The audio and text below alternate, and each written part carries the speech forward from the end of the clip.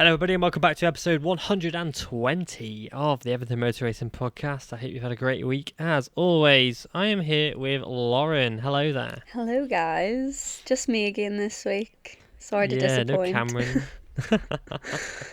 No Cameron, unfortunately missing his dulcet Scottish tones, as we say. I don't know. We might...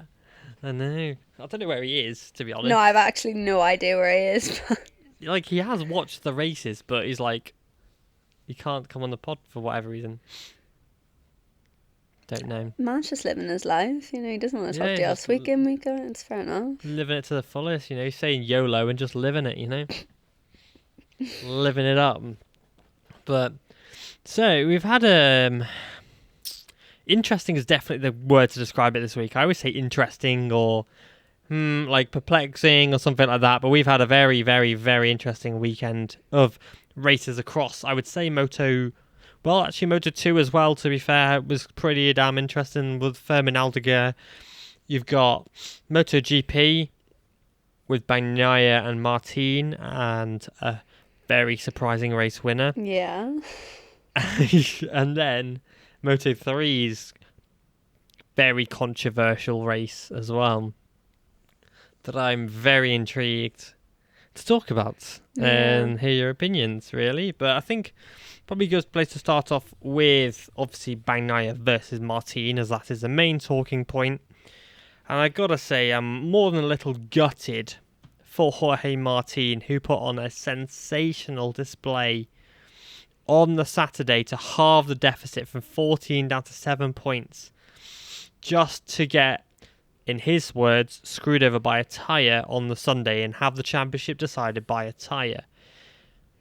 And a lot of riders have struggled with tyres this weekend, it seems. Martin had a few issues with tyres on the Friday. I know Morbidelli said that he had a issue with the tyre on the main race. Bagnaia had issues with the tyres on the sprint race as well. And it's an interesting one, but I personally feel it's unacceptable at this level to have tyres that are this inconsistent that it can decide the outcome of a world championship. I know it's like a lottery, and yeah, you get a few duff ones here and there, but it's quite rare, apart from maybe the Moto2 riders tyre getting absolutely shredded the other week, but it's quite rare, you look at World Superbikes as well, that you see a Pirelli tyre that's a duff tyre. When we had the Bridgestone era, it was quite rare to have a duff tyre then, and it was quite rare to see a Dunlop that is a bit dodgy. But then with Michelin, Valentino Rossi hated them. He did not like the Michelin. Hasn't got on with them. He always had issues with the rear grip. There was always, every interview is like, rear grip, rear grip, rear grip. And it seems like ever since Michelin have come in, it's kind of, they played a massive role in these races. And personally, I feel that a tyre, obviously they need to look at and evaluate the data, and there's nothing concrete about this tyre actually deciding this yet.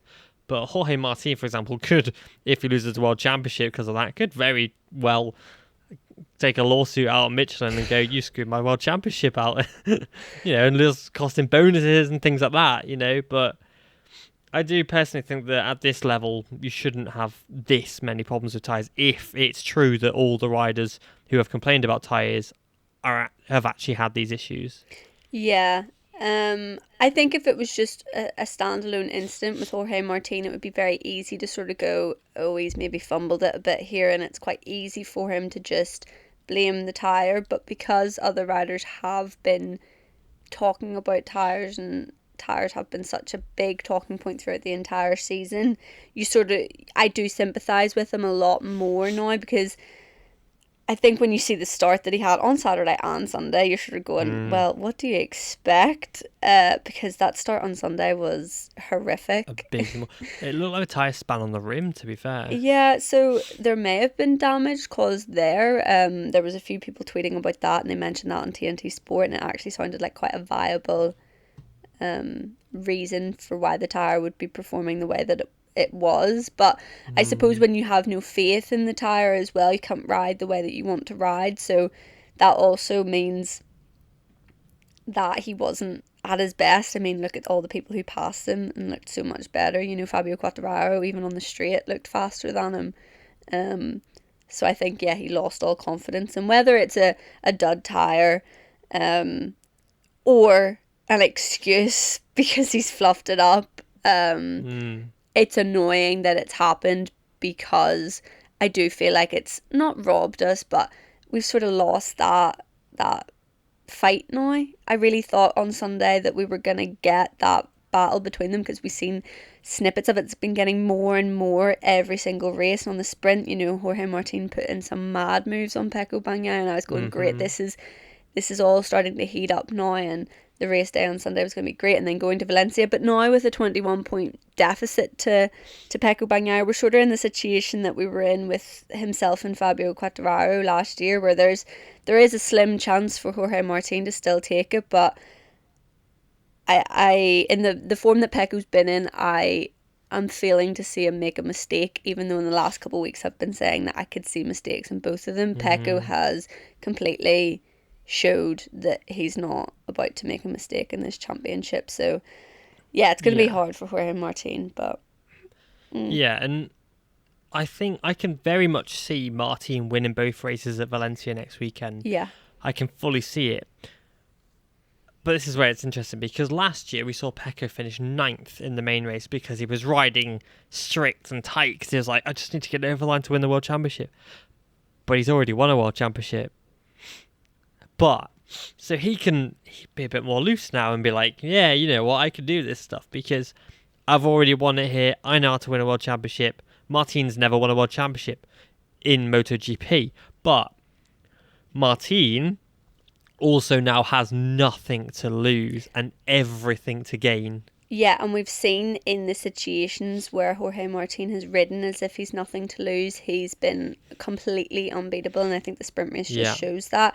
I would again say that it probably was something to do with the tyre, because time after time Jorge Martin has had that pressure piled on him. He's been behind and he's clawed back every single time since he made that mistake when he was leading the championship. Anytime there's been pressure put on him since then, he's completely overcome it and showed that he has the potential to be a world champion. But yeah, the tyre has fluffed it up a little bit for him. And for the fans, I'm a wee bit annoyed. Like, it's not a foregone conclusion that Pecco has it won, but I just, even if Martin and Pecco have a big battle on track, unless Pecco basically scores no points, I don't see it happening for Martin. No, because he's got a obviously it's a 21-point deficit, isn't it? 21, 24, 21. 21, yeah. So that means that in the main race, why is it going to 2025? That means in the main race, well, in the sprint race, for example, it has to drop to a reasonable amount would be Martin winning, pulling 12, and Pecco finishing, say, 5th, which is a 7-point swing. So then it's 14-point gap. So then realistically, we need Martin to win again. And Pecco not to Pecco score. to finish like 6th. Oh, would that be enough? Okay. For Martin to win the championship. But that's assuming that one, Martin win both races. I'm saying we need this, as in like, as in Martin needs this. Not saying we. Yeah, he needs this. Yeah. But that's assuming one, that Martin will win both races, which he was on pole last year, so he's strong there. But additionally, he's assuming that Pecco doesn't also stand on the podium with them, which he is very much capable of doing. You know, he does like Valencia as well. He's had some good results there over the years. You know, maybe not last year, but I remember, 2021, he won the race in Valencia. So it's not like he can't win around there. I just think in the second half of the season, if you take the big crash that Pecco had in Barcelona out of it, he's not done anything silly that I can think of off the top of my head, and that crash he's was been consistent, completely out of my hands. Yeah, so he's done literally the champion's ride as such. He did it on Sunday past. He's done it in previous races where he hasn't gone for the win. He's maybe even settled for being off the podium, I think. Not sure. Has he been on the podium all the time? So the last 6 races, he's been on the podium every time. Okay, I think it's a few sprints he hasn't been on the India, podium. DNF, and then podium every time. Yeah, it was then Japan sprint podium, Indonesia off the podium, Australia off the podium, for sprint. That is Thailand off the podium, Malaysia on the podium, Qatar off the podium for sprint. But then Martin, since in India, has won at Japan with a sprint win, won Indonesia sprint but DNF, then 5th place in Australia, then a win in both in Thailand, then 4th, then 10th, with a 4th, with a 2nd in Malaysia sprint and a win the Qatar sprint. So when the points are really on the table, nowhere to be seen. That's the thing. Okay, so that changes it slightly. So Pecco on a Sunday has done exactly what he's needed to do. He's been on the podium. He's maybe not always fought for the win, but on a Saturday when the points aren't as much, he's maybe settled for, say, a 5th place finish, or like he did on Saturday. Yeah, which is the right way around, I think. He's not... When you come to think about it, we're always talking about how good Jorge Martin is in the sprints, and we haven't really mentioned Pecco Bagnaia that much, but actually on the race day on Sunday where you're getting more points, Pecco, since the summer break, has definitely been more consistent, and that again shows the whole championship ride. He's thought about it a bit more, and he's put more consideration into it, and sort of maybe settled for taking less points, knowing in the long run that that's gonna do him good. Yeah, exactly. Consistency wins world championships in the day, and Pecco has been on the podium pretty much, if you're looking just main races alone, barring Catalonia, when obviously he didn't restart because he crashed, and he got a 16th place in Argentina, a DNF in America, DNF in France, DNF in India. He's been on the podium in every single race. Oh my god. Barring obviously 3 DNFs, a DNS at Catalonia, and a 16th in Argentina when he crashed out of the lead, I believe. I think he did, because I think we did the whole Pecco's back. Back to doing as usual. Whereas Martin has been off the podium, excluding DNFs and all that. He's been off the podium in the main race 1, 2, 3, 4, 5, 6, 7, 8 times. And those are big points to lose. And what I'm even more kind of impressed by, which is a stat that I only really clocked a minute ago. We are 19 races in now, of course, as we know. And back in 2019, it was I'm just checking quickly, a 19 race season with no sprint races. And it has taken Bagnaia 19 races plus sprints to set a new points record in MotoGP, breaking Marquez's 420. Wait, what? Even with sprint races? It's taken him that long? With sprint races, he's only just set a new record of 437. Marquez's 420. It's only just been beaten, despite the fact we've got sprint races in there as well. How early can Marc Marquez break his own record next year? What's it? 37? Was it 420? I'll do that. Divided by 37. Why is it not typing? 420 divided by 37. What on earth is it doing? That's because I've got a number lock off. Right, third time lucky. Divided by 37. So you can win it by round 11. You can break it by round 11. Yeah, I'd put money on it. Okay. Yeah, it as well. So the fact that both Gresini riders have now at least won a sprint this year. Yeah. And that bike that Marquez is hopping onto has won in Qatar. It's a race winner. Fabio Diggia is without a seat, but may have a seat. Is he? Well, is he? This is the thing. Diggia has done an amazing job. He's won a race, of course. But the scoop, and of course take this with a pinch of salt as always, because we love these scoops because often they're just rubbish. Whatever. But what is true is that Fermin Aldeguer has been given or offered a Pramac seat for 2025. Obviously, that will mean he's on the same machinery as the factory bikes as well. It's a very enticing offer. He also has a 3-year contract with the Bosco Scurio team, and he's only on his 2nd year now, so realistically, he's signed for next year with that team, unless someone can break that bulletproof contract. Tony Arbolino is also signed for Mark VDS next year. And so, from what the Italian media are saying, is that Fermin will stay in Moto2 next year, which I don't blame him, because yeah, he could step up to MotoGP now at 18 years old with a few race wins on his belt and third place in the championship potentially, or he could step into MotoGP the year after next year with a world championship in his back pocket as well, and be the man to end the Kalex dominance that we've And seen since Morawaki days. yeah, and he'd be on a current spec bike, whereas Instead Mooney, of a year on yeah, an old bike. the VR46 bikes are both a year old this year, so Yeah, and all the contracts end next year in the factories. So he's got even more chance of hopping onto a factory bike instead of a satellite bike if he can win the Moto2 World Championship next year. So for him, I think that's a no-brainer to do one more year in Moto2, potentially win the championship, and have an even better chance of getting a factory ride instead of going to VR46, maybe not performing as well as he could do for whatever reason, and then losing that opportunity to maybe step onto a factory Aprilia or something like that. So the rumour is that Diggia will go to the VR46 Mooney squad, which is the right decision, I think, personally. yeah. But that, of course, is a rumour. Yeah, I think he definitely put himself in contention this weekend, obviously, by winning that race because he did it so well. Like, he literally rode a perfect race. I think when you look at both Firmine and Tony Arbolino, out of those two, I would pick Tony Arbolino just because he's more experienced and is a little bit older and Italian, that sort of, when you look at that sort of logistics.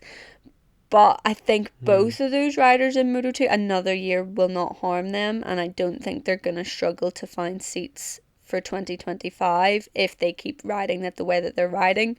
Whereas you're looking at a rider in Fabio Di Giannantonio who does not have a ride but has proved that with a little bit of time and patience he can get the results. He now knows what it takes to win races and to be at the front. And actually, I read this statistic earlier, other than Martin and Bagnaia, in the last, I think it's 6 races, Di Giannantonio has scored the third most amount of points. That's impressive. I think. That is impressive. I wish I'd saved the tweet. I was going to say... it was a reply to one of Frankie Carcetti's tweets. Someone... He's had a third, ninth, second... No, third, ninth, first and a second in the sprint race. Looking at everybody else's, obviously, barring Martin and Bagnaia... Yeah, no one else has been... see that potentially being true. Yeah. Because I look at like Zarco and he's got like a 10th, 12th, 12th. You've had Aleix with 2 retirements. So I could see it being true. Obviously, I don't know that for sure, but I could very much see that being true. And at the end of the day, ever since that setup change has happened for him on that bike that Frankie and Fabio did, he's just been a different rider completely.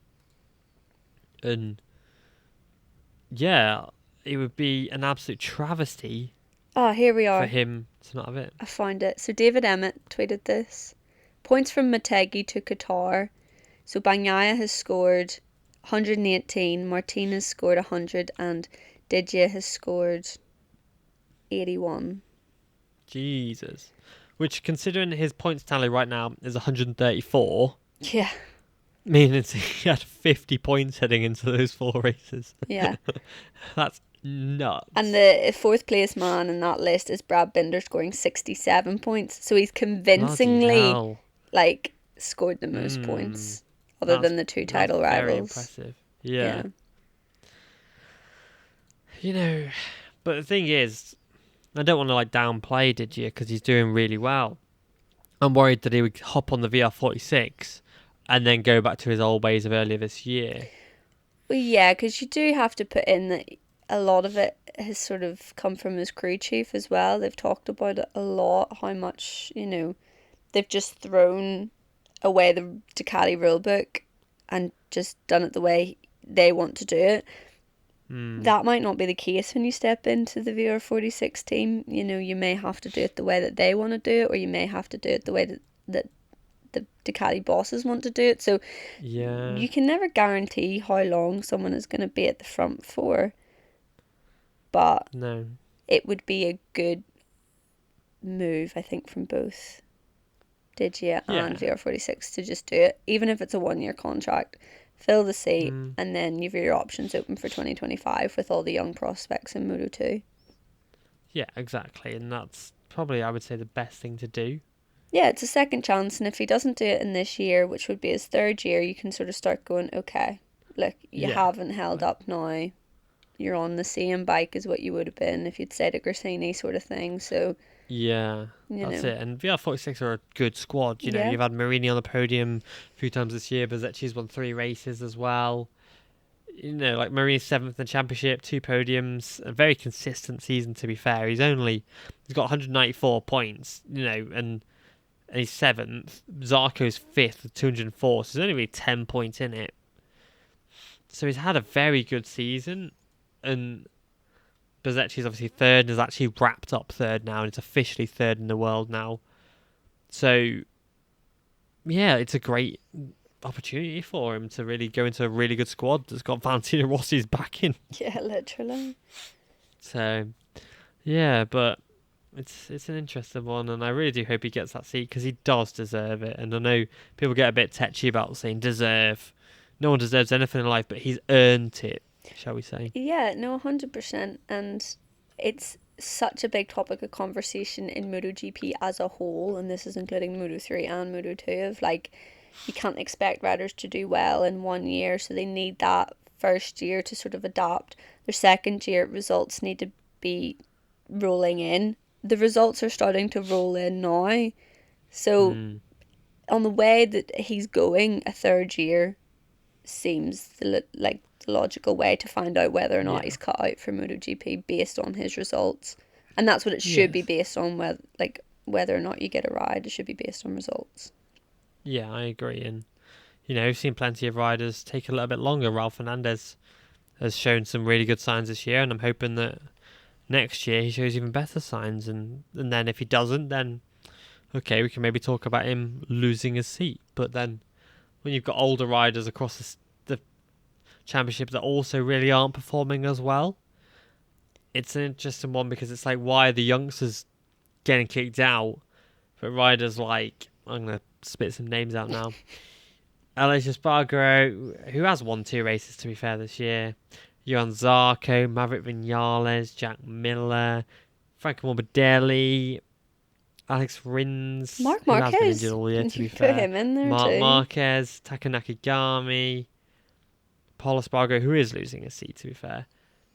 Why are these older riders continually getting picked and getting seats, and the younger riders are just getting churned out, and the veterans can kind of stay a bit longer? I know that obviously Aleix has won 2 races this year, and that's amazing, and he's the only Aprilia rider to win races this year, and he deserves to stay. Zarco's 5th in the championship and has won a race as well, and I get that their experience helps, but why are the older guys still there and the younger guys are the ones that are getting shafted out constantly?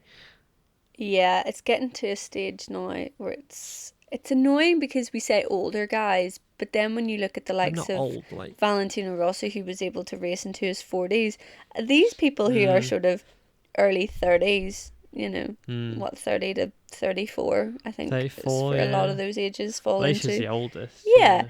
you're sort of going, but that's so young in the grand scheme of, life. Of So life, they're yeah. probably going, I've got so much more to give, Mm, but then we've fallen trapped to sort of producing very, very young riders. Now the age limit's there, that's hopefully going to slow that down.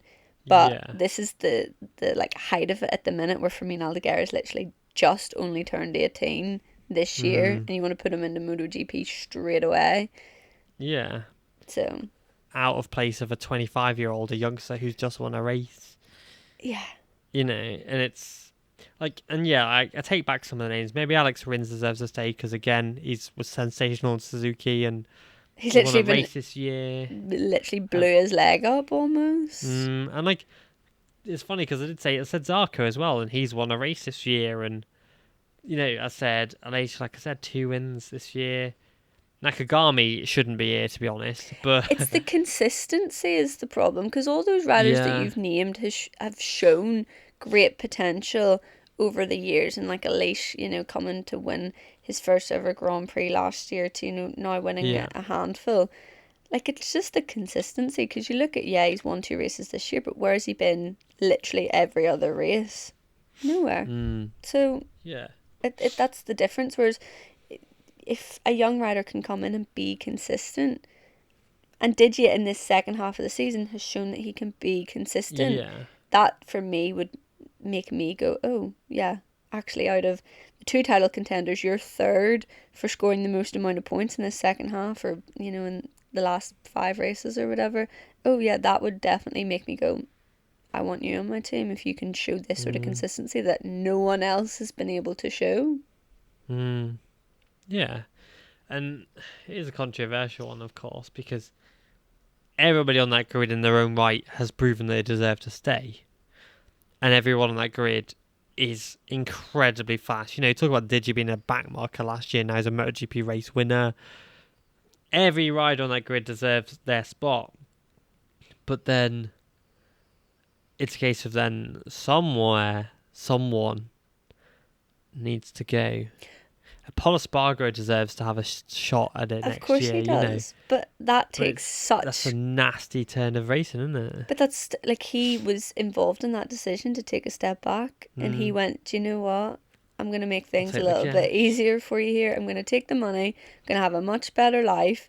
He's had that really life-threatening crash earlier this year, which probably played into his decision-making in that, and sort of gone, do you know what? Maybe I don't need to be racing 22 races a season. I can still be involved in this project, but from a step back. And that takes a lot to be able to stand up and do that. And maybe some other riders should be looking at that. And I get it. Some riders like Nakagami, for example, Igor was kind of earmarked for it for this year, and then he didn't win the championship, wanted to stay, earmarked it for the year after, and he's had a bit of a shocker this year. And again, so it's like, okay, Nakagami, you can stay. And I get that rookies that aren't performing also shouldn't keep their seat just because they're young. Ralph Fernandez shouldn't keep his seat just because he's a bit young and he's done well in Moto2. There's always a thing to say, no, you should be out. The fact that Darren Binder only got a year, though, Remy Gardner only got a year, and you've got other riders who have been there so long that just aren't doing much, and it's just a bit... It's just a weird one, but that's motorsports for you, isn't it? Someone has to be at the back. Yeah, exactly. And even though they're at the back, they're still incredibly fast. Ride a bike better than I can, so who am I to judge? Most people on this planet. Yeah, but I am intrigued to hear about what you thought about Aleix's little slap, shall we say. I'm just a bit disgusted, might be a bit strong, but like appalled, maybe. I don't know. It doesn't definitely disappointed. Disappointed's a good way to put it. I'm really upset about it, because someone of his age, I've just mentioned he's the oldest on the grid, he's the most experienced on the grid. He's the first person to open his mouth about safety, about literally everything in MotoGP. He's the perfect guy to, call people out when they're in the wrong, and then he goes and slaps Frankie Morbidelli in the head, like on the head. Yeah, he has a helmet on, but they're on a live track during free practice 3. I mean, bike racing isn't dangerous enough as it is, but let's throw in riders physically beating each other on a live track. I think it's so silly. I think it's such a rush of blood to the head, but the fact that it took him all weekend to apologise for it, and then was annoyed that Frankie had made comments, and it's like, you don't have the right to be annoyed. And it was a fact. Yeah, I agree. And it was a fact that, like, you're on racetrack, you're riding bikes that can do 300 brake horsepower, 250 miles an hour and stuff, and you've got such a hot head, that you can click like that at the instant. I get that you've got pressure on you, your tensions are high enough as it is, and riders do get upset and annoyed and things like that and get angry, and I get that maybe I might be sat at 0 right now. When you're on track, you're sat at like 90%, 95%, and when someone does something stupid, of course you're going to get angry, like when Bastianini got angry at Lecona, but he didn't smack him. And it's a case of like, why one are you resorting to violence? For one, you've got your kids watching and looking up to you for another one. And then as well, it's just his conduct in general. Like in India, when he went and absolutely screamed at his mechanic, and he's been known for like throwing helmets around the garage and like punching holes in things. And we've seen other riders do it. Loris Baz destroyed a door a few years ago. We saw obviously also Guevara Oh destroy my his pit goodness, box in yeah. Kota. And I get that you're angry and stuff, but it's like find another way to sort Yeah. your anger out that isn't impacting everyone around you. I want to add as well that he's been quite vocal and rude to stewards recently too. Oh After some God, yeah. crashes, he's been like there's been footage of him screaming at Mm, people, not as much as like pushing them around, but really being like, right, come on, like do your job here. And it's like yeah, these guys are giving up their time to help you. You shouldn't be speaking to them like that. Like, yeah. and then you've got your team who are there to help you and have you performing well as their best interest. You Mm, performing well affects them too. They yeah. also have the thing of if their rider performs well at the weekend, it's a good team morale. But they have all the same goals as what you do. Why you would Mm, go in and start screaming at your team would make no I sense to don't me. know. Yeah. And yeah, I think I don't know. I think this year it's really highlighted it more than usual. Like we've always known he's been hot-headed, but it's actually, yeah, it's a bit disappointing to see the way he's getting on, especially when he's the one that we've sort of been going, oh, he'd be great for this riders union. He'd be great to, be that voice for MotoGP, and then he goes and does stuff like that, and you're sort of going, whoa, actually, are Actually, I you don't like that. really the person that you say you are? Like, is this how you get on behind closed doors, sort of thing? And Mm, it's disappointing is a yeah. very good way to put it. Yeah, and I liked, and it's Frankie Morbidelli, like the calmest, coolest, chillest guy in the good. The fact that Frankie was like, just calm down, bro, and he just, and Frankie was very harsh as well. Like, But I think that just goes to I look, show how out of line it was for Frankie Morbidelli to get so not angry, but he was yeah, very, very stern in his very just like words. chill Yeah. out, man. Like, because Frankie basically came out and said that, yeah, he doesn't want him to come within 100 meters of him. That he's ashamed of his life than anything I'm proud of. Obviously, this is a bit translated. And there are more instances of these things, and that he basically said he'd like to hear how he would explain this incident to his children as well. Uh, Yeah, and then Aleix was like, how dare you bring my kids into it? And then somehow Mark Marquez got involved in it too because someone brought his mm, name up. I think it was yeah, like how Mark every week goes for the two sort of thing.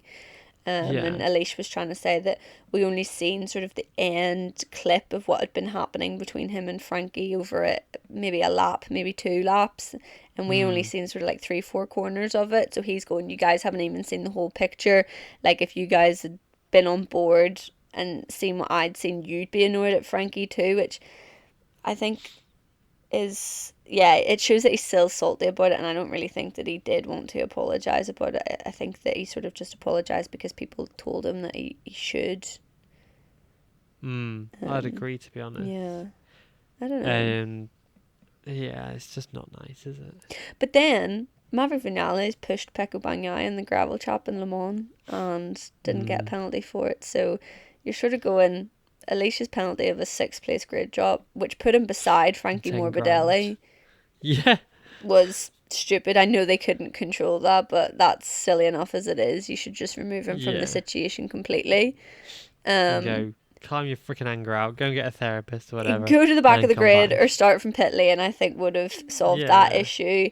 And then a €10,000 fine also is yeah, like what a day's wage for him probably. It means yeah. nothing. He Probably could not sell a even that, watch or like. something, not a problem. Yeah. Even a pair of shoes. So that's nothing. It's not a harsh enough penalty.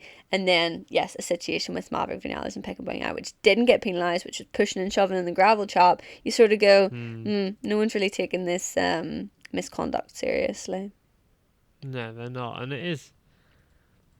Yeah, it's just bad for the sport as well when it's going viral on Twitter because someone's smacking out everyone, and Yeah, yeah, not good, not good. But not good. Not good at all. But yeah, moving on to more controversy as well. We can't go a weekend without it. Moto3. Oh, Jaume Masia, Adrian Fernandez, and of course poor Yumo Sasaki, who I do feel bad for Sasaki a lot because obviously he's lost the World Championship, and at one point in the race he was like 1 point behind Masia, and it was all to play for, and it was very much a case of this is very much going to go down to the wire. Masia knew he had to win the race, and Sasaki had to finish fourth or better. And it was then, I think, Leopard and Adrian Fernandez took it upon himself to repay the favour, shall we say, that Leopard have given him in giving him a seat, getting him back into the World Championship. And I do think that he owed Leopard a favour, shall we say, for basically saving his career and him signing him for next year and things like that. And I get that on one hand, but in the other hand, it's as Masia, I would hate to know that I won a championship because my teammate and me has not won it really fairly, I would say. Masia, you could see on some of the clips, Masia would dive bomb under Sasaki, sit up to push him off track or push him wide, and then go back into making the corner. And he did that a few times, and then you saw Adrian Fernandez dive bombing Sasaki again a few times. I think Adrian Fernandez actually finished 17th overall after that, despite being in the top 5 a few times. Sacrificed his own race for it. yeah. But I'm on the fence a little bit because in the same way, Sasaki hasn't won a race this year. He finished 18th in Indonesia, which wasn't really his fault, I don't believe. No, that was his fault. It was Thailand where he got crashed into. That wasn't his fault. Yeah. But when the results were there to be had, he didn't take them. Whereas Masia's gone and won 4 races this year, at least. Well, yeah, he's won 4 races this year. And has been, over a course of a season, the better rider. And you can't just look at one isolated race and go, well, they don't deserve it because of this one race. When there's 18 other races prior to that where he's been the better rider. Yeah. And he's led the championship for quite a while now too, so Yeah. I think it's very rich of people to sort of go, he doesn't deserve it. Of course he deserves it. He doesn't deserve it in the sense of his attitude in that way, and the team's attitude and his teammate coming into play too. I think those moves and the clear agenda that the whole team had that day were completely wrong. But if Masia hadn't have pulled those moves and Adrian Fernandez hadn't have pulled those moves, it's not guaranteed that Ayumu Sasaki would have won the championship. It just would have meant that it would go down to Valencia. But Masia had a 14-point lead heading into this weekend. We don't know what it would have been had they raced a bit cleaner than what they did. It's not guaranteed. It just meant that they would have went to Valencia. So I understand that a lot of people are sort of going, oh, we're robbed of seeing, the showdown in Valencia for the championship, and that literally would be whoever crosses the line first wins the championship, which is the fair and square way to do it. But yes, if you look back at all these races, like you mentioned, Masia's won 4, Sasaki's had 7 second place finishes. If he'd just won, what's that? If he'd won 2 or 3 of those, he'd be leading the championship and we wouldn't be in this situation. So there's been plenty of times where we sat here and talked about how Sasaki has lost out. Well, 7 times where we've sat and talked about how Sasaki has lost out on crucial championship points, has been beat up in last corners, hasn't let people pass him, but has lost opportunities to score 25 points. And at the end of the day, as much as consistency does win championships, you also need to win races, and you need to get your elbows out. You need to fight, and I think they should have known that this sort of tactic was coming. I'm not surprised at the way that Leopard handled the situation, and even afterwards, it's sort of clear that was always their intention and how they were going to go into this race. So I'm the same as you in that I'm very 50-50, because of course I am upset for Ayumu Sasaki, but I've seen this sort of coming for a couple of weeks now, that he without winning a race, he wasn't going to win this Moto3 championship. Yeah, he And needed to win. it was clear. Because at the end of the day, the thing about a race win, obviously you're the winner of the race, but you guarantee yourself a 5-point advantage over the whole field if you win a race. Yeah. You know, Masia has won 4 races, meaning he has had 20-point advantage over everybody else because no one's been able to outscore him 4 times, meaning there's 20 points on hand there. You know, and if Via had let Sasaki win last time out, yes, it would be going to Valencia with a 23-point gap. But you have to earn these wins, as we said. You can't expect your teammate to win a championship for you. Unless you had Jim Fernandez. No, but here's the thing. Adrian Fernandez, I don't know if they talked about it. I don't know what the crack was. But actually, someone pointed out on Twitter that Adrian Fernandez probably has a bit of beef against the Intact team anyway because of the situation that happened in pit lane last year. Where Aragon, where the Intact team were clearly getting in the way, fiddling around, and not tampered with, but just stopping him from leaving the pits. Stopping him from leaving the pits, and just were completely messing around. And I think they did get penalties and stuff for it. They got sacked, the team members. Oh, yeah, I remember talking about it. It was that long ago. Yeah, but it's like. And then he lost the seat at the end of the season. So he's got everything to owe towards Leopard and a lot of beef towards Intact. Probably nothing to do with Ayumi Sasaki himself, but he's going, these idiots did this to me last year, so here's a wee one back to you. You're not going to win the championship this year. Yeah, and like I say, I don't agree with it as such, but... We've seen championships decided from worse. Sepang 2015. Pedro Acosta, Darren Binder, Dennis Foggia. No one talks about that anymore. You know, we just think to that now and we go, oh yeah, Pedro Acosta won the championship that year. There's a high chance Pedro Acosta wouldn't have won the championship that year if Dennis Foggia was actually able to finish that race. And battling Valencia, and that's the thing, and we will probably forget it, and I hope we do. Because it's not fair to Masia in the grand scheme of things. No, because he has worked his butt off all year long. The fact that Holgado is a clear champion with like 60-point advantage or something stupid like that after like 5 or 6 races. And now he's 4th behind a rookie who was his teammate a few years ago. Wild. You know, and so you have to earn these things. And like you say, there's one race where he's won it maybe prematurely and he could have won it at Valencia. But the other 18 rounds where he's picked up 1, 2, 3, 4, 5, 6, 7, 8, 9, 10 podiums in 19 races. It's pretty impressive. Compared to Sasaki's 1, 2, 3, 4, 5, 6, 7, 8, 9, 10 as well. 10 as well. But more of them are wins. More of them are wins. So. Exactly. So. But so we're on the fence.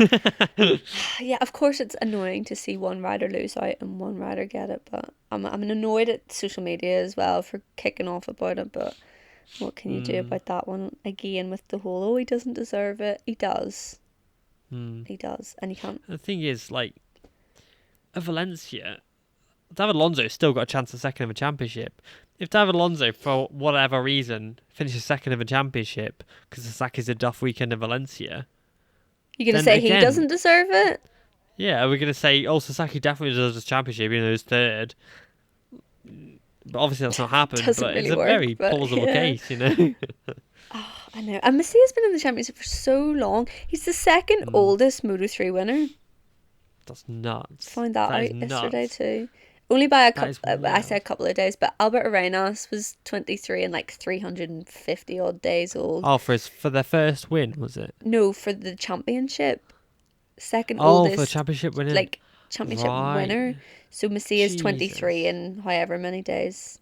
He's 23 now. So. That's mental because I remember him, back in the rookies. 2017. I remember when he made his debut in Austria. How many years is that? 1, 2, 3, 4, 5, 6, 7 full seasons. He's scored nearly 1,000 Moto3 points. But think about who he's battled against.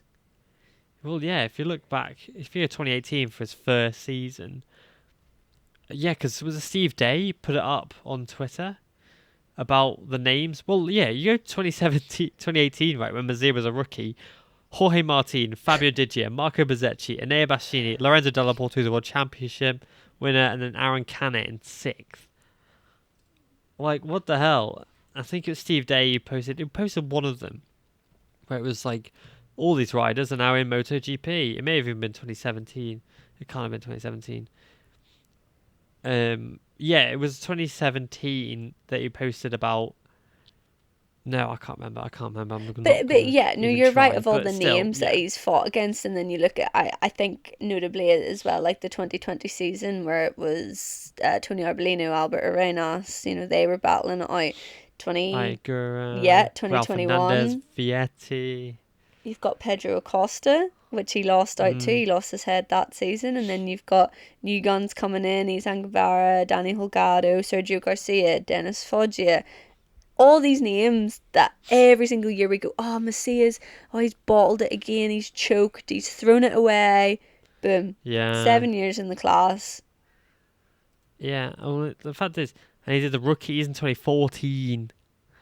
2014, he was in the rookies. Like, I remember about 5.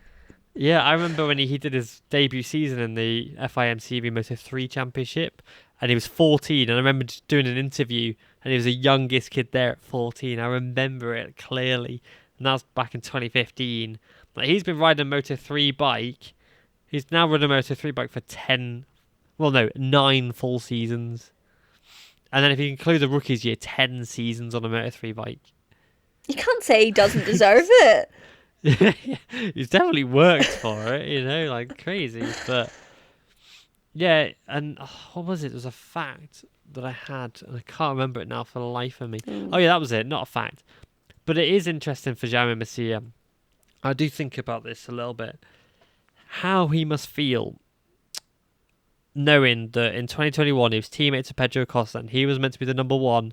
Pedro Acosta goes and wins Moto3 in the same year as his teammate, and then now is sat next to him in that championship winning photo with him now a Moto2 world champion. Yeah. That must feel demoralising to know you've done 7 seasons and this kid has gone in 3 seasons and won 2 of the championships. Look at the likes of Izan Guevara even too. I know he didn't perform unbelievably this year in Moto2, but he's still come in and graduated before you've had a chance to. And I know there's other names in there too, and it's just, I think that's why he probably acted the way that he did, because he's like, God, this is finally my chance to do it. I've fluffed it up so many times, or other things have happened, or I've crashed here and I lost it there, and he's going, finally this is my chance to do it. Which is why I think he's probably acted the way he's acted. And look at it, like Leopard gave him a second chance, because he was a Leopard rider before he was a Red Bull rider, and then that didn't work out and they kicked him out of the team. And you sort of go, God, if he hadn't got a ride anywhere else, we wouldn't be talking about him being a world champion, because that would have been his career over. So Leopard did him the biggest favour ever of going, do you know what, come back to us and we'll see what we can do.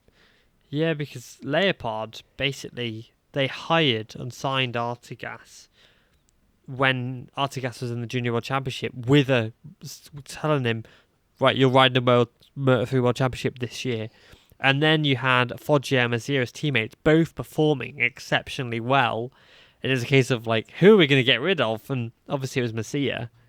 And then Artigas didn't really perform that well. And it was a case of kind of calling back to him and going, sorry, do you want to come back? Yeah. But he's obviously managed to get it done for them. And it's funny because if Leopard had also won in 2021, which they didn't, they'd have won in all the odd years since they joined in 2015, because they won 2015, 2017, 2019, 2023. There's like every other year nearly that they won the championship. Interesting. 2025 then, it'll be a Leopard winner. There you go. Yeah, pretty much. And Foggia nearly won it in 2021 for him. Yeah. But Pedro Acosta did what Pedro Acosta does best. Darren Binder did what Darren Binder does best. True. But that's a good little segue, because I said Pedro Acosta does what he does best. But at the moment, it's Fermin Aldeguer who's getting it done, with Pedro finishing 8th place in Qatar. And Fermin Aldeguer, because I said on the podcast a few weeks ago, I was like, if Furman does really well, he was like 6th or 7th in the championship, he might be able to scoop up 3rd overall here. But I was like, in my head, I was like, it's like 40, 60 points back, something like that. And he's got him on 3 in the bounce, and now he's only 7 points behind Jake Dixon, meaning if he wins Valencia and Dixon isn't 2nd, Aldiger will pick up 3rd in the world. I mean, which is sensational. What a turnaround for him. If I was Yeah, the Pedro last 5 Acosta, races. I'd be like, please, for the love of God, stay in Moto2. I know he wants a bit of competition for Rookie of the Year next year, from what I've heard. But I don't think he wants it to be for me and Aldiger. Like, he's doing so, and that's the thing. When he got into a little role, in the European Talent Cup, he was off. And then he got into Stock 6, and he got into that thing, and he was off. And he hops on a Moto2 bike, and he's off. And he's done this Moto2 World Championship, and he's kind of found his way, and now he's off again. Yeah, I mean, you can never guarantee how long the winning streak is going to last for, because it does always have to come to an end at some point, but yeah, it doesn't look like it's going to slow down anytime soon. No, it doesn't. It's nuts, isn't it? I think everyone will be glad that this is now coming into the winter break. They're like, good, okay, yeah, you win Valencia, whatever, and then we've got a couple months off, so you can just hopefully get out of the way of things and other people can come in and win, or people will be praying that he doesn't get on with the new tyres next year so that they have a chance. Exactly, it's on the Pirellis next year, aren't they? But yeah, I'm excited to see. I really do hope Furman stays in Moto2 next year. Yeah, I mean, if he stays, I'd love to see the likes of him and Tony and who even else? Dixon, Manuel Gonzalez, yeah, Lopez, Philip Salat, all the sort of names. Zonta, hopefully getting up there again. Joe Roberts back in the American Racing Team. Like, there's so many names. Yeah. Well, and Lopez on a Calex is an interesting choice if the rumours of him signing for Mastercamp are true. Yeah.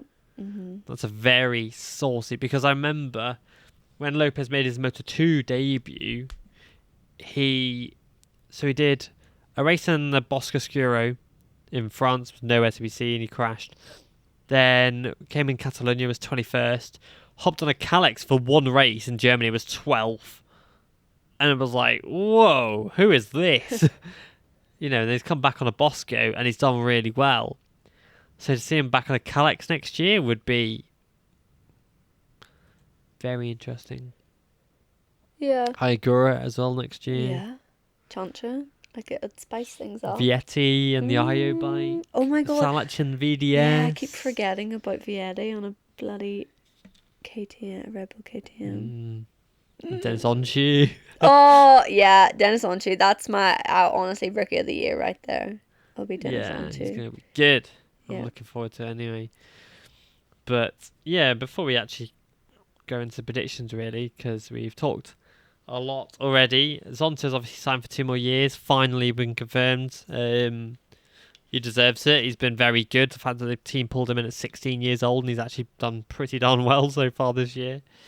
So that's what it is. Giving a rider, the time they need to adjust. Whoa, look at you, American Racing.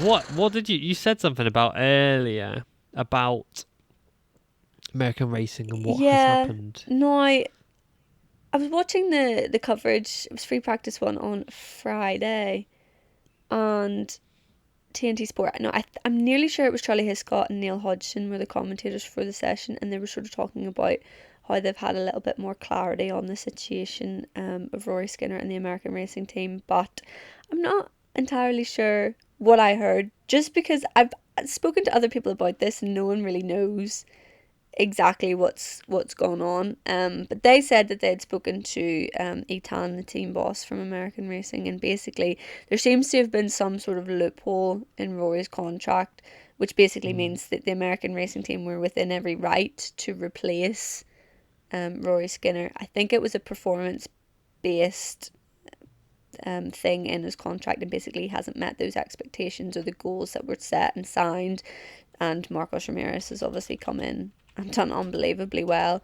So when you don't reach those terms of your contract, there's nothing you can do in that situation. So I think it's been a No. bit of a misunderstanding as well, from what I understand. I think, I'm not sure. I think it was that they wanted him to be top 20 in the championship, but they seen that as, or Rory and his team seen that as top 20 finishes in the championship, which obviously he's done. So he would be going, well, I've done everything that you guys have asked me to do in my rookie year. But I think there's been a bit of miscommunication there. It's not been fully clear, but the contract's been signed and he hasn't met the conditions on his contract. So I think that's what's happened here, but I'm not 100% sure. And it's not 100% confirmed, but from what I heard on TNT Sport anyway, it would make a lot of sense. It does, but in the same way, they're like, you need to give him a year to learn. You pulled him from a national championship, dude. Like, yeah, there shouldn't be these sorts of conditions in your contract if you're bringing in a rookie. Like, how many years did Bobia get? Was it 3 or 2?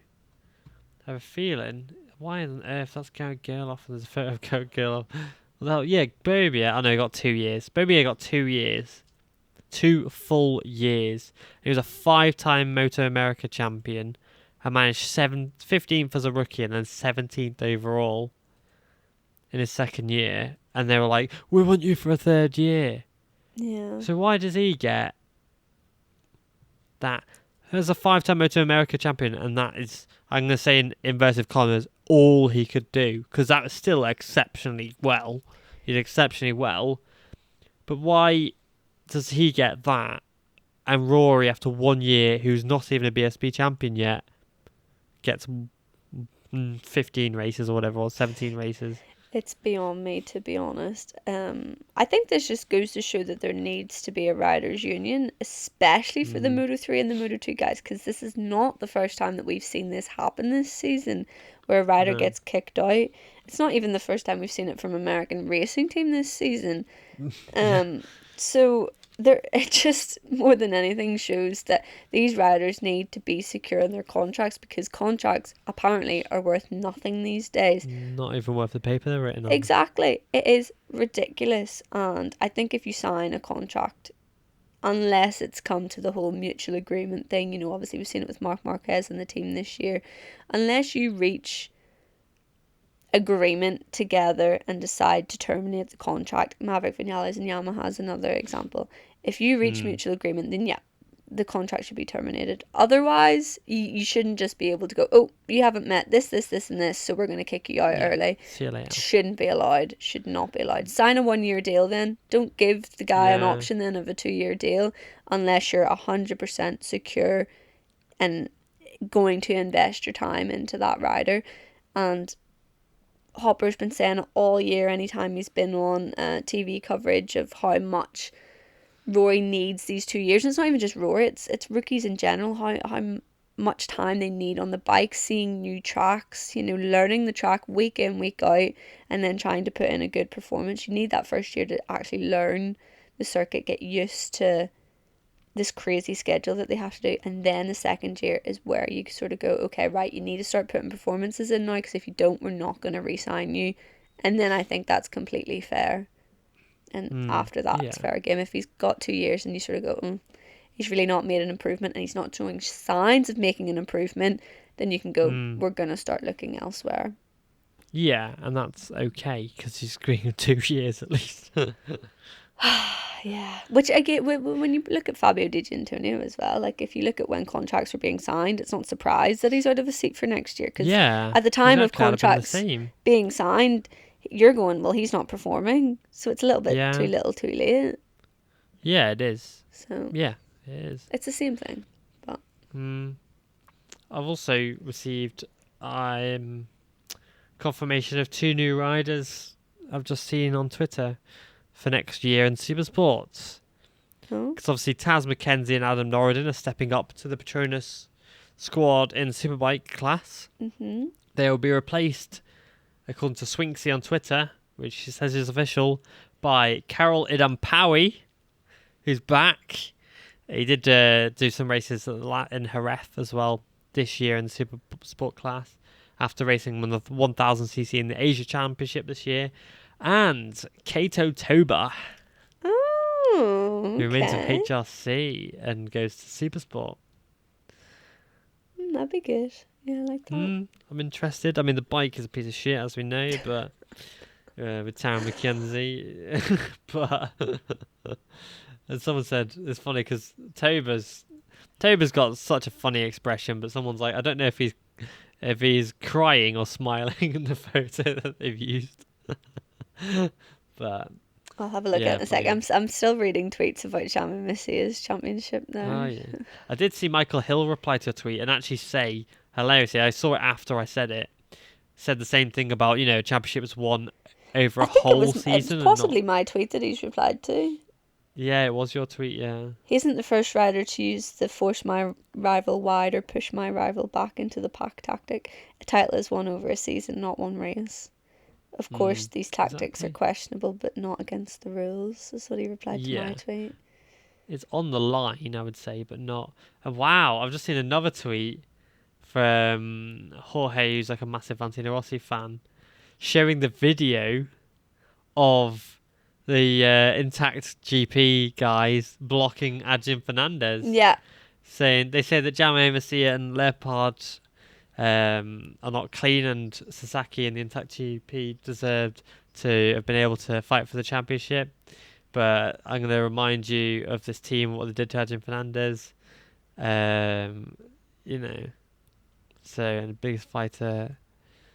Wait, what was it saying? And Holgando, and I don't know. I'm not even going to agree on the last bit, but he said basically Holgado or Alonso have been more deserving than Sasaki. Sasaki's not won one GP. I don't agree with that bit, no. but it's just interesting that they're also posting the video about, the Yeah, I seen intact someone else GP post team. it too, because Sam Lowe's had sort of gone, yeah, well, if you look at what's happened to Adrian Fernandez over the last year, you would probably get on the same way. Yeah, Um, exactly. yeah. Exactly. And then someone else actually replied to my tweet there quite recently saying about how they watched the race and if anything illegal had occurred, it would have been called, sort of Mm. thing. And I think that's true because throughout the race there was quite a few double long lap penalties handed out to people who caused crashes. So I Yeah, think the Masia got a conduct warning. It wasn't like they were just going, "Oh yeah, he's not doing anything wrong." yeah, it's not like it was the blind leading the blind. I was Yeah, talking to my friend Harvey about it too, and we sort of went, the stewards in that situation, there was nothing that they could really do. You can't penalise the rider for not actually doing anything. yeah, So exactly. Like giving them a conduct Masia won the warning. race. Yeah, exactly. Yeah. Giving a conduct warning. We've seen that happen a few times where they've been messing around with each other. I know he says he completely ignored it, but he didn't do it Mm. again. So I think he knew himself that he probably did it a third time. There probably was a penalty coming his way. So Mm. if the stewards wanted to get involved, they very well could have got involved in that. But there was nothing illegal that happened. So sorry to bring it back to that again, but Yeah, it's all right. It's yeah. all right. I'll bring in two more things before we do the predictions. Alex Rins is back to do his final race for Honda at Valencia, like we predicted. I think that's just And so they he can go and can test the ride. Yamaha. Yeah, so he can ride the Yamaha on Tuesday. Yeah. Another thing's unrelated though. I have seen a really nice photo.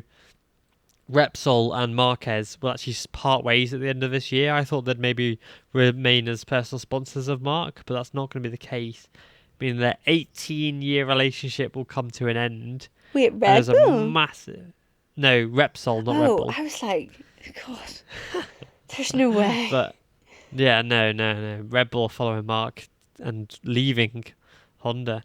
But there's a massive plaque thing on the side. Repsol have done this massive thing at Valencia for Marquez. I'll try and find a photo so you can see it, Lauren. It's obviously not going to be for the audio listeners, shall we say. But yeah, I don't know if I can find it. But Repsol have done a really nice tribute to Marc Marquez anyway, and I'm sure there'll be more. It's quite interesting that it's weird to think that there will be Marquez's last race on a Honda. I bet he can't wait to hop on that Ducati next Tuesday. Yeah, he was But one of yeah, the first people to congratulate Diggia too. yeah, he's probably like, oh, nice, thanks for warming that Yes! one up for me, mate. But yeah, it's quite, yeah, it's gonna be interesting. You got Zarco on the Honda next week as well, and but the Pedro. other big thing, yeah, oh my God, Pedro as well. Ugh, can't wait. But then the big thing I want to say as well is that Bradley Ray will race for every World Superbike race next year for the Mm-hmm. Moto3 Yamaha squad again. Very happy for him. Yeah, that'll be good. I've just posted the Marcus thing Yeah, as well. just having a look at that. I think one other thing that I wanted to mention was the mapping 8 situation with Diggia too. I just wanted Yeah. to throw that funny joke in there because it turns out everyone was Yeah. going, "Oh, mapping 8 is back," Mapping 8 returns. and it Yeah. just turns out that they just were playing a bit of a joke because Diggia wanted to know when there was 5 laps left to go. So rather than putting it on their pit board, they did mapping 8 as a little. Which is a genius. A little move. nod. I mean, how could they know that it would be him and a factory Ducati at the front? I don't know, but it was honestly, I howled on On my point. sofa. I was like, this is hilarious. Yeah, so funny. Really good. Really well done, to be fair to them. So, more jokes from Frankie Carcetti next year, hopefully with Marc Marquez on Him board. and Marquez will get on like a house on I fire, I'm hope sure so. of it. I hope there's a good like bromance or something there. Yeah, I think there will be, you know. I'm excited. Yeah, and also one more little tidbit. I believe Miguel Oliveira won't race Valencia because he injured his scapula in the incident, which means that for the entirety of the 2023 season, we did not get a single Grand Prix where the entirety of the full-time riders lined up on the grid together. Every single round a rider has been missing. Yeah, he's injured his scapula. I think it's like fractured or something like that. Yeah, It's, fractures his right scapula. yeah, which is the same thing that happened to Enea Bastianini at the start of the season. It's a So freaking savage injury. we could be looking at him being out for quite a long time, which is good going into the winter break. I suppose that he's now got the time to recover. And then Aleix is a questionable one too because I didn't write down exactly what happened, but it's something to do with his leg. Yeah. Yeah, I saw he hurt his leg. But because he raced think on he's got Sunday, I wasn't paying attention. He's got a small fracture on his, I think it's fibula. He's got a small fracture, and Aleix has actually said that Franco Morbidelli's crossed a sacred line by mentioning his family. Oh. I feel like he's going to get the voodoo dolls out or something saying he's crossed the line. Yeah, Jesus Christ. Do you not think that's a bit karma though? What happened in the weekend? For Aleix? Yeah. Or just unlucky. Like, he's been a twat, of course. Yeah, but the world works in mysterious ways. It does. How out of everyone was it him? Does he get injured as well? Yeah. Like, I'm reluctant to use the word karma because... yeah, karma's maybe not the word for it. In a motorcycling thing where people can die, I don't like that. But maybe that's just me being a little bit... No, I agree. I safe, don't think karma's the shall we right say. word, but it's like I was saying, it's the world working in mysterious ways, I suppose. Yeah, it is. Like you Weird. say, what goes around comes around, I guess. So... That's the same bloody thing. no, But it's yeah. not. Well, no, I don't know. Like I say, the world works in mysterious ways, shall we say. I don't know. I think I've just thought too much into it at this point, but Yeah, me too, to be I've honest. seen Should too we many do tweets. predictions? Yeah. Yeah, The we last should. predictions of I the haven't year. actually thought about them, so. Neither have I. We got one world championship to crown. Wait, before we do predictions, who's going to win championship, Martin or Bagnaia? Well, my head and heart are saying two different things. They have done the whole Same. season, but Mm. I think with the points difference that's there, and just because we've seen this exact scenario this time last year, my head is saying Bagnaia, but my heart is saying Martin. Mine's But for the exactly sake the of it, same. I hope that Martin goes out and wins the sprint and the main race, and it's a sort of a BSB scenario of he's literally done everything that he can do, and it's out of his hands that he hasn't been able to win it. It's up to Pecco Yeah. then to finish second and score enough points Yeah, to stay pretty ahead. much. Yeah, I'd say the same, which is, again, on the fence. We love that. No, I want Martin to win it, but I'm being Yeah, I want Martin to win realistic it, in the but fact realistically, it'll of the be Pecco. points. Yeah, exactly. So Yeah. there is a Yeah, slim exactly. chance, and you can't There is a rule chance. anyone out until it's over. But the way Yes. Pecco's been, I can't count him out, Yeah. sort of thing. No, you can't at all. Okay, right. So, Pole position for Moto3 at Valencia, please. I can't remember at Valencia already. Cameron's gone on Chu. I'm going to go Sasaki. Okay, I'll go Masia just to... Okay. Oh wait, we didn't do Qatar ones. So Qatar. Oh, I was like, what do you mean? Yeah, I forgot about doing the Qatar one. Sorry. So going into Qatar, I'll do it really quickly. I had 311, Cameron 301, Lauren 189 points. In Moto3, pole was Holgado. I went Sasaki, Cameron Masia, Lauren Onshu, 0 points. In the race, it was Masia on Lonzo Onshu. I went Sasaki Masia Onshu, so I get 6 points. Cameron went Sasaki via Masia, 1 point. Lauren went Alonso Holgado Masia, 2 points. In Moto 2, it was Joe Robertson pole. Me and Cameron went Aldeguer, Lauren Dixon. In the main race, it was Aldeguer, Gonzalez, Canet. I went Aldeguer, Canet, Gonzalez. Me and I scored 20 points. Could have scored 30. No, could have scored 25, sorry. Lauren has given 0 reaction to that. I'm not even listening, I'm not going to lie. Okay, nice, great. Okay. Cameron went Canet, Acosta, Aldeguer, so he gets 2 points. And Lauren went Acosta, Aldeguer, Dixon for 1 point. So after that one, I leave with 337 because I scored 20 points there. And Cameron with 304 and Lauren 192. And in the GP, it was Marini on pole. I went Martin, Cameron Bagnaia, Lauren Martin. In sprint, it was Martin. We picked Martin across the board. Then in the main race, it was Diggia, Bagnaia, Marini. I went Martin, Bastianini, Bagnaia. Cameron went Bastianini, Martin, Binder, 0 points. I got a point for Bagnaia third. And Lauren went Martin, Bastianini, Cosararo. So heading into the final race of the season, it goes as myself with 348, Cameron with 314, and Lauren with 202. Basically. I'm out of it. No, Yeah, you are actually officially out of it. I Yeah. have nothing to say. So yeah, anyway, third place, Moto3, please. I'm going to go with Dennis Onchu. So has Cameron. And I'm going to go with Masia. Second place, I'm going to go Alonso. Cameron's gone Holgado. You're going to go for... I'm going to go for Colin Vire. Nice. I like that. Now, in the main race, Cameron, who has put "it would be very sad" in brackets, has gone with Sasaki. I'm going to go with Sasaki as well, because why not? Me too. Oh my god. That's why I put his teammate in second. I've gone, oh, right, well, we can right a wrong here, yeah. Yeah. Oh, that would be nice. And the Moto2 pole position, please. Pedro. I've gone with Canet and Cameron Roberts.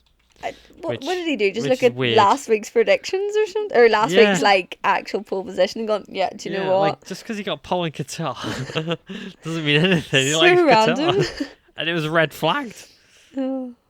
Yeah, Moto2 third place, please. Pedro. Wow, we've all gone Acosta for third place. Oh. Nice. Yeah. I'm going to go Gonzalez second. Cameron's gone Canet, and you're going to go for... I'm going to go for Firmine. Oh, okay. I'm going Aldeguer to win. Cameron is as well, and you're going for... I'm going to go for Canet because it's his last chance of the season. He did look strong in the race in Qatar. And yeah, it's just the last chance. Onchu and Sarko have both won races this year, so I'd like it to happen. Yeah, that makes sense. I like that. So, pole position, me and Cameron have gone Martin, and you're going to go for... I'm also going to go with Martin. You did get pole there last year and the year before, so I don't blame you. Sprint race, I'm going Martin. Cameron Binder. I'm going to go Martin. Nice, okay. In the main race, I've gone third, Diggia. Cameron Cottararo. I'm going to go for Bastianini. Nice. He was nowhere this weekend again. Strange. Well, a little bit towards the end of the race. I think he finished, 8th? Yeah, overtaken Martin, yeah. So... Yeah. Main race, I've gone Spazecchi second, Cameron Diggia. Binder. Nice, okay. And in the main race, Martin, I have picked to win, as has Cameron. As have I. Nice. I think so that we're just going for shows Mart- what we all want Yeah. to happen. He's a people's champion, boy. He's the moral champion. That's it, yeah. There we go. That's the one. Raul Fernandez will be shaking in his Oh, I boots. saw a meme. Was it from bad MotoGP memes? Maybe. That was like, Raul Fernandez is the moral champion and Adrian Fernandez was the immoral champion. Or something like that. Oh, some of his memes this weekend were Oh, that's sensational, yeah. Like there's another one level. of Masia morphing into Munoz. Yeah. Yeah, he's good stuff. He's good stuff. Yeah. No, but it's like... Yeah, more... Oh, carry on. No, so, that's what you're saying. I was just going to say, it's just like... It's not that I don't want Pecco to win it, and he fully deserves it. It's just... You do always have someone you'd prefer to win. Yeah, exactly. Yeah, and that's fair enough. Unless Pecco Bagnaia is your favourite rider, I suppose. Then you obviously want that's Pecco to true. win, so... Yeah.